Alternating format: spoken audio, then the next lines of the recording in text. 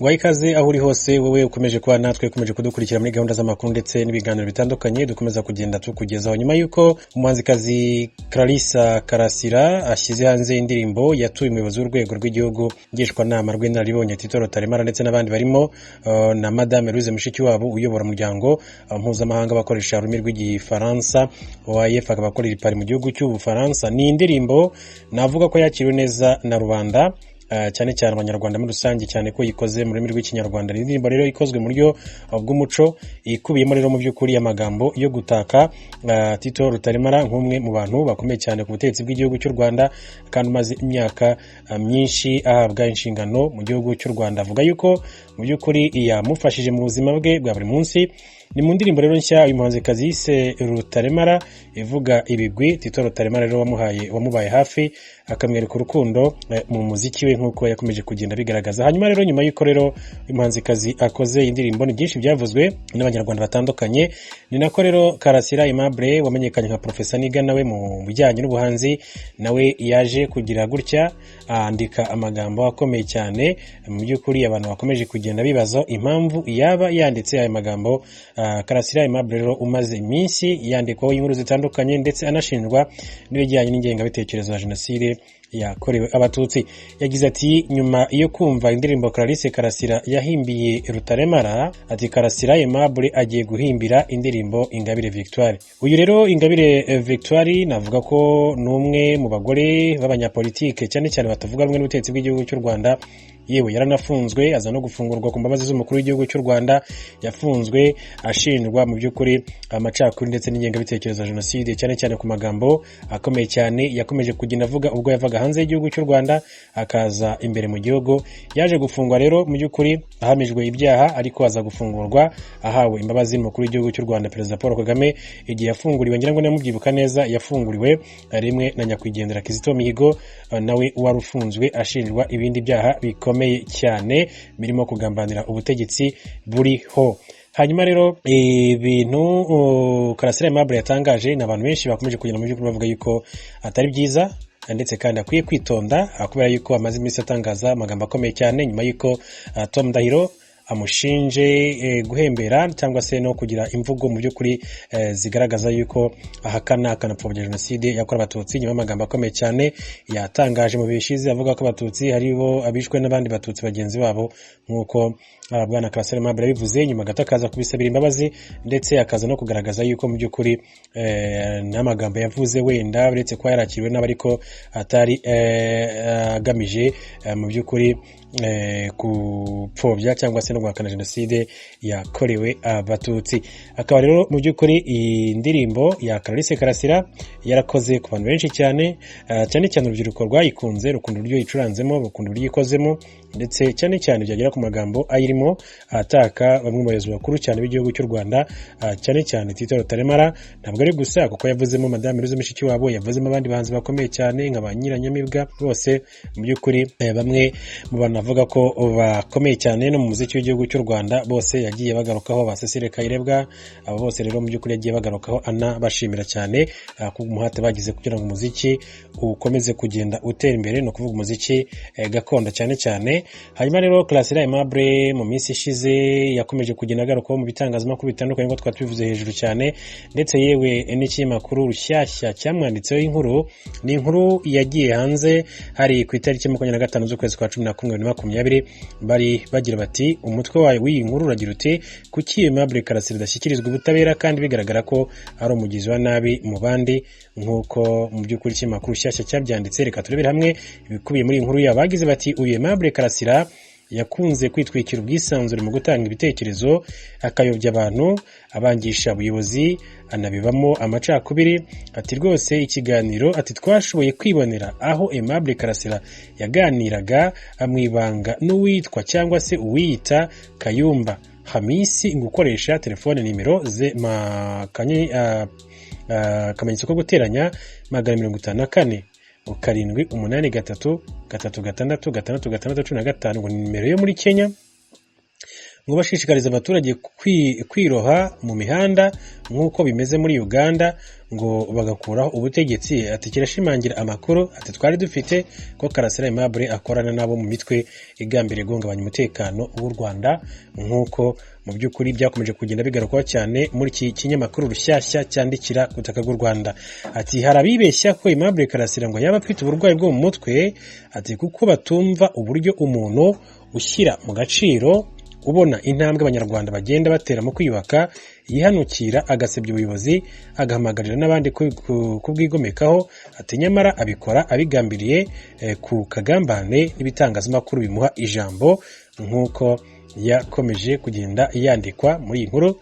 Hanyuma ku gika cya gatatu baragira bati kaminuza y'u Rwanda yo yabibonye rugikubita isezerera Bwana Karasira Aimable wari umwarimu wayo, kuko yari ifite impungenge ko azaroga urubyiruko yigishaga. Abasesengura rero ibyo Karasira Aimable avuga ati bahamya ko akorana byeruye n'imitwe irwanya igihugu, kuko amagambo ye asa neza nayo abo muri RNC, ARC, Urunana, FDLR n'abandi birirwa rero baharabika u Rwanda. Ati amakuru yizewe ahamya ko hari ibigarasha ngo bikoresha Karasira ngo bikamwohereza n'amafaranga ari nayo bamutunze cyane cyane ngo nyuma yo kwirukanwa muri UR, ni ukuva muri kaminuza y'u Rwanda. Hakibazwa rero ngo igituma adahanwa kandi ibimenyetso atari byibura, nk'uko muri iyi nkuru y'iki kinyamakuru yakomeje kugenda abigarukaho cyane. Mu gika cy'inkuru cya kane baragira ati ni gute umuntu atinyuka kuvuga ngo abatutsi bishwe n'abandi batutsi, nanirwe iri pfobya rya jenoside yakorewe abatutsi. Itegeko nshinga rya Repubulika y'u Rwanda rishimangira ko twiyemeje gukumira no guhana icyaha cya jenoside, kurandura burundu ingengabitekerezo ya jenoside n'ibyo igaragaramo byose, nk'uko bakomeje kugenda babigarukaho neza n'amagambo asa na ya Bwana Tom Ndahiro, umushakashatsi kuri jenoside, nawe yakomeje kugenda agaruka avuga ati itegeko nshinga rya Repubulika y'u Rwanda ishimangira ko twiyemeje gukumira no guhana icyaha cya jenoside, ati kurandura burundu ingengabitekerezo ya jenoside n'ibyo igaragaramo byose, ndetse n'ibindi birumvikana.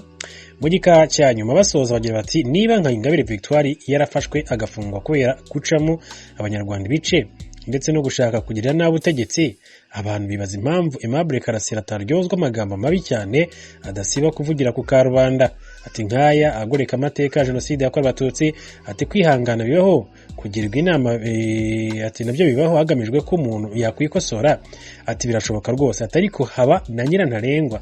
Aimable Karasira ndetse n'abamukoresha ati barashogesha, ati ku buryo rero rwose ati twe tubona gukomeza kurebera ibyo akora ari ukorora ikibi. Ni mu nkuru ikinyamakuru rushyashya nk'uko bakomeje kugenda babigaruka muri rusange. Ni Karasira Aimable wabaye igihe kitari gito umwarimu muri kaminuza y'u Rwanda ku bijyanye n'ikoranabuhanga, kuko bivuga ko ari umuhanga cyane ku bijyanye n'ikoranabuhanga, yabaye muri kaminuza nabwo aza kwirukanwa na kaminuza y'u Rwanda.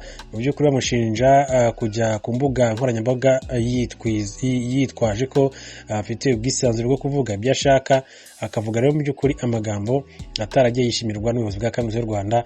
Baza gufata icyemezo cyo kumuhagarika, ndetse ni n'ibintu navuga ko byaje gufata indi ntera, aho Karasira Aimable yavuze ko yarenganyijwe, ndetse ariko avuga yuko mu by'ukuri byose ngo hari abandi babyihishe inyuma bakomeye cyane, ndetse ni ikibazo kandi cyinjiyemo n'umunyamabanga wa leta muri Minisiteri y'Urubyiruko ndetse n'Umuco, akaba ari Edouard Bamporiki.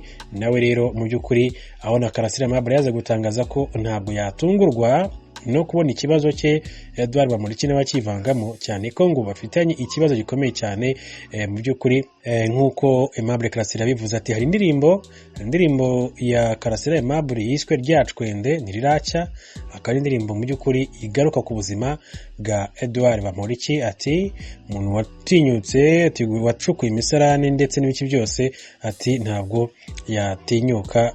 yatinya gucukurira imva abazima, nk'uko yakomeje kugenda bigarukaho. Mu by'ukuri ni amagambo akubiye mu ndirimbo ya Karasira Aimable, ariko bigaragara ko ntahatandukaniye n'ubuhamya neza nyirizina bwa Edouard Bamporiki. Edouard Bamporiki rero mu by'ukuri wakomeje kugenda witangariza ko aturuka mu muryango wari warashegeshwe n'ingengabitekerezo, mu by'ukuri ni ivangura, ariko mu by'ukuri uyu munsi wa none ni umwe mu bantu bakomeye cyane b'icyitegererezo, kandi batanze ubuhamya kandi bamaze no kugira ibyo bageza ku gihugu cy'u Rwanda, kubera mu by'ukuri impinduka zidasanzwe yagiye agaragaza, ndetse ubuhamya bwe bwagiye bwubaka batari bake.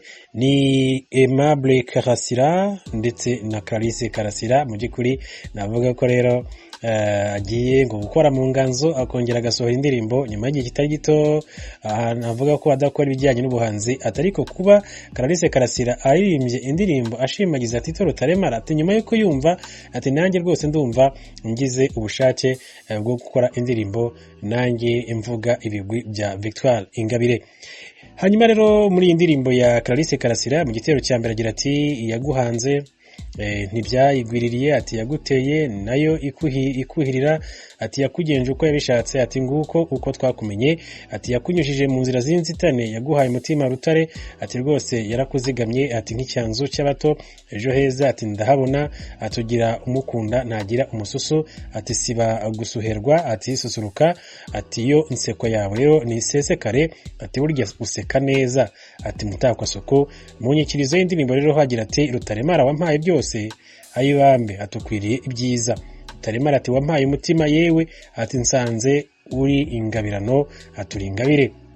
Ikiganiro yagihe yahaye itangazamakuru yavuze ko indirimbo ngo nk'ishimwe yayikoze nk'ishimwe rigenewe Tito Rutaremara umuteye ingabo mu bitugu mu rugendo rwe. Agize ati indirimbo nayituye abakunze inganzo yanjye by'umwihariko Tito Rutaremara, ati wankunze akanakomeza ishyaka rwose, ati akanakomereza ishyaka mu rugendo rwanjye, ati rw'inganzo y'umutima. Yakomeje agira ati umubyeyi namwigiyeho byinshi cyane birimo urukundo ruhambaye ruca bugufi, ati rukanitanga. Ati muri iyo ndirimbo kandi hari andi mazina y'abantu bamwe na bamwe bambaye hafi cyane bose, ati sinabarondora ariko irashimira ab'i Rwanda n'imahanga, ati banyuzwe n'indirimbo maze imyaka 2 nkora zigize albumu ati yanjye ya mbere. Muri iyi ndirimbo rero uyu mukobwa ashimiramo abahanzi